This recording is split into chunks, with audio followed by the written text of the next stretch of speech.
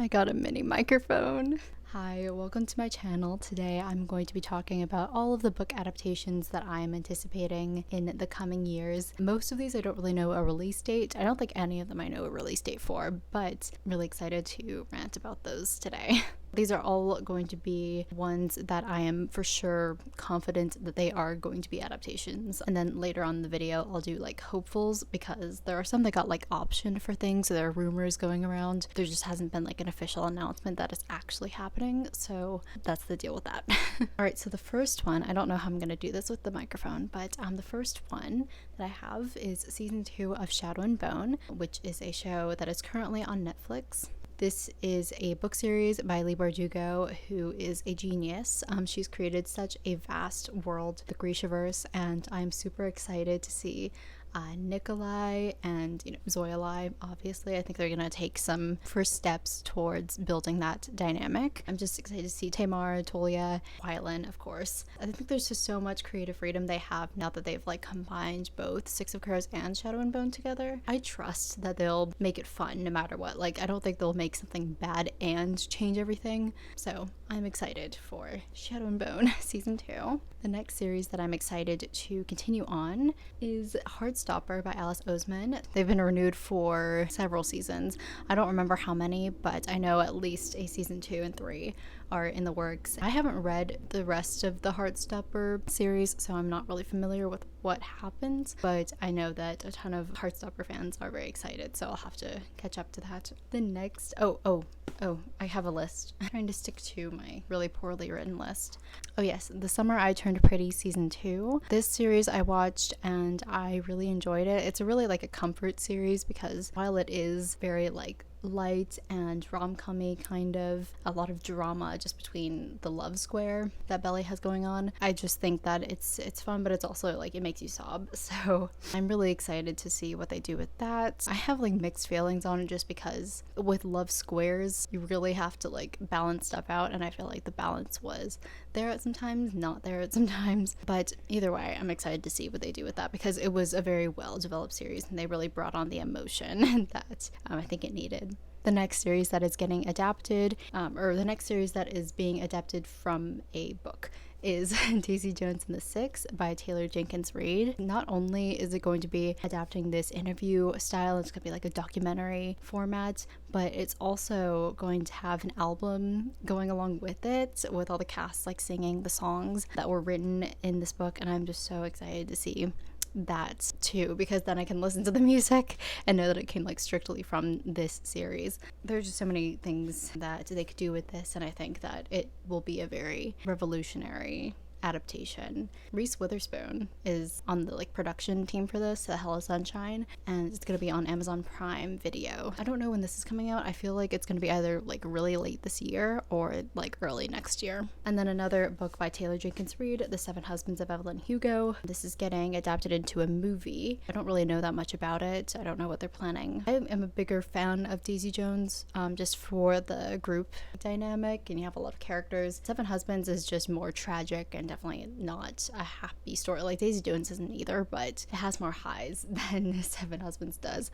But either way, I think this will also be a very fun adaptation to watch on the big screen just for the complications of this plot and all that comes with it. Next series, Percy Jackson by Rick Riordan. This was a series that I read in middle school, or wait, not middle school. This is a series that I read in elementary school, like many other people, and really enjoyed it. I don't remember much of it just because I think I was consumed by Warrior Cats mostly, but Percy Jackson is a really unique story that takes from Greek mythology, and it really builds like that friend found family dynamic that I think everyone really loves because it's so like comforting, and it's just open for everyone to enjoy it. It's not like a particular thing. Like found family, you can just do so much with it, and the fact that Disney Plus is adapting it, I think it's going to be pretty high quality, and also the fact that Rick Riordan's actually going to be involved in this adaptation, unlike the movies, which by the way, I I didn't really hold standards back then in my elementary school days, so watching the Percy Jackson movies didn't really give me any impression, but now if I probably watched them, I'd probably be like not as happy as many people are.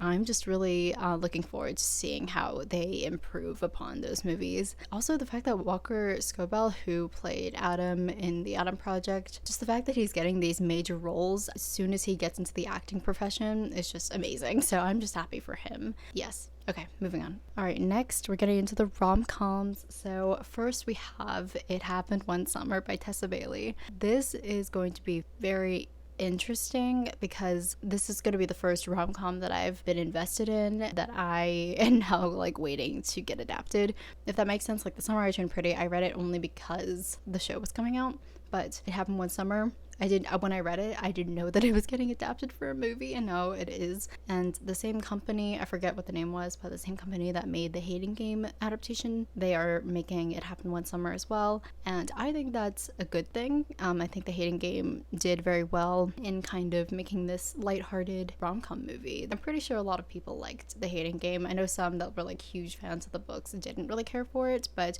honestly, I can kind of see past, the differences that they might have in these adaptations, because honestly, it's just exciting to see the characters come to life. There was a person on Instagram who made a fan cast reel, and that was like the perfect fan cast that I've ever seen for all of the characters. So I will mention their tag on here because like it was just the perfect cast for every single character, and I'm really looking forward to that. And the next book that I have is one that I did not like. So this might be a bit confusing, and that is The Unhoneymooners. I've talked about this a couple of times, and it was not my favorite book. It was in the beginning, but not towards the end. But this is also getting adapted by the same people with The Hating Game, that same company, and I'm just looking forward to see how they either improve upon it or just change it. And maybe seeing it on screen will change my opinion on some things. Sometimes I just need to see it to really be invested. It really depends, but I think in this case, maybe the movie will be better for me personally, just so I can see everything that's going on, maybe just see the chemistry between Ethan and Olive. Really praying for that.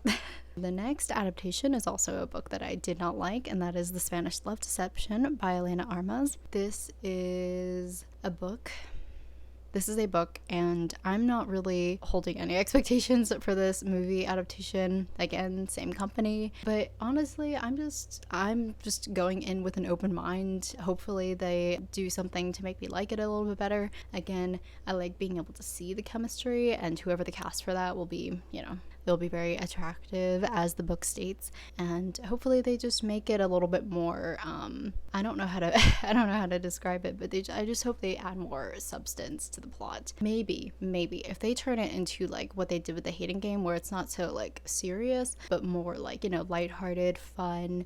I feel like that might be what it needs. We'll see. I think I just cracked my neck. Next, The School for... Oh, I forgot to get the book out. Well, it's too late for that. Oh, wait, okay, I'm just gonna put this down. Hi, I'm back. So we have The School for Good and Evil by Suman Chainani. I'm not sure how to pronounce this name, I'm really sorry. This book I have not read yet. Don't have opinions. I'm not really expecting anything, because again, have not read it. I think I got like 10 pages into it, and then I stopped because I felt like it wasn't the time to read it, and also I want to read it closer to when the adaptation comes out, which I'm assuming is later this year, so that I can have it like fresh in my mind. But the reason why I'm aware of this adaptation and I want to watch it is because of Kit Young, who plays Jesper in Shadow and Bone. I'm just looking forward to seeing him play a villain, because that's all I know about this, honestly. And also I'm very familiar with Kerry Washington and Charlize Theron and Sophia Caruso and Sophia Wiley. I think that's going to be a really interesting dynamic to see between them. I never imagined them working together, but now that it's happening, I'm very excited to see what happens with that. Yeah, so I will read this closer to when the movie comes out. It's going to be on Netflix. Okay, next one, One True Loves by Taylor Jenkins Reid. I probably should have put this with the other Reid books, but this one I'm aware of just because of C. Milieu and the fact that he's co-starring with Philippa pursue. I'm looking forward to that. It seems like it's a very complicated story, which, I mean, that's like every single Taylor Jenkins Reid story, but I'm really looking forward to it. I think that seeing Simu Liu in a romance movie with this much like nuance is going to be very interesting. I keep saying the same adjectives for everything, but honestly, that's all I can say about it. Oh yes, Ninth House getting adapted by Amazon Prime Video. Again, I don't know what they're doing, but they are just picking up all these book adaptations. This is also by Leigh Bardugo. I have not read this book. I'm going to be reading it towards Halloween because it's a paranormal book. I'm not into paranormal stuff, so I don't really know what to say, but this one is what I'm anticipating once I get around to reading it. And now we are moving on to my hopefuls. These are books that I'm just hoping will get adapted one way or another. First one, Scythe by Neil Shusterman. So back when I read this a couple years ago, I saw that it was originally optioned to get adapted by, I forget who, I think it's at the back of this book.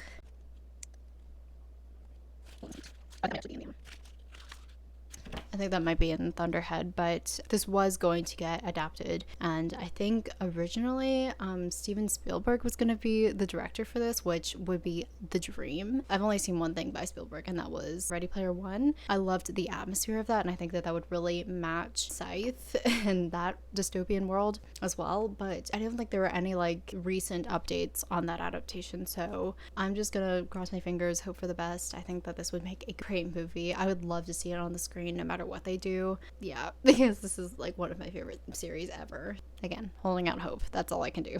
Next is Six of Crows by Leigh Bardugo. I mean, it's kind of already getting adapted just because the crows are involved in Shadow and Bone, but for me, I want to see this plot. I want to see this as a series. I want to see the crows together because I feel like in season 2 of Shadow and Bone, they're not going to be together. Like Matthias is in Hellgate, like he's going to be off doing his own thing on his own journey, and I don't think they're going to really have time to interact with each other like that unless they do something crazy. Yes, I want to see the Ice Court heist. I want to see that found family trope in action. Yeah, I want to see all that happening. So, Netflix. And finally, the last book I want to talk about is Caraval by Stephanie Garber. I read like on a random website from many years ago that this was going to get, I think Fox has the rights to it currently, so there's a chance it could be adapted, there's a chance it couldn't, but I would love to see this on the screen. I feel like the vibe of The Greatest Showman would really fit Caraval, just with a little bit like more dark themes and not a musical. I think it would just have like that really nice atmosphere for creating the game of Caraval and seeing that, like, of course, that romance between Scarlett and Julian. So this is like the one that I'm least confident about because it's been so long since Fox got the rights to it and nothing has happened, and I don't think Stephanie Garber's like given any updates recently, so honestly probably not gonna happen anytime soon, if at all. But Fox, please. So those were the books that are getting adapted that I'm super excited for. I don't think there's any shortage going around. I think I'll be very entertained for the next like few years because of how many are coming out. But there's so much to be excited for. There's a lot to anticipate. And of course, like with every book adaptation, you really hope that they're going to stick close to the story. But for some of them, like some of them do benefit from changes. And that's what I'm looking forward to. Like I'd love to see little changes like what The Summer I Turned Pretty did or what Shadow and Bone did. Although they're not true to the story, it still makes the story better. So that's what I'm hoping will happen if they decide to, you know, take it on a different course. That's the best that you can hope for. I'm really excited. As I said many times in this video, I'm going to be very annoyed editing this. But yes, I will hope to do more Tiny Mike videos. I feel like this is just right to do. But that is it. I hope you enjoyed this video. If you did, great. And I will see you in the next video. Bye.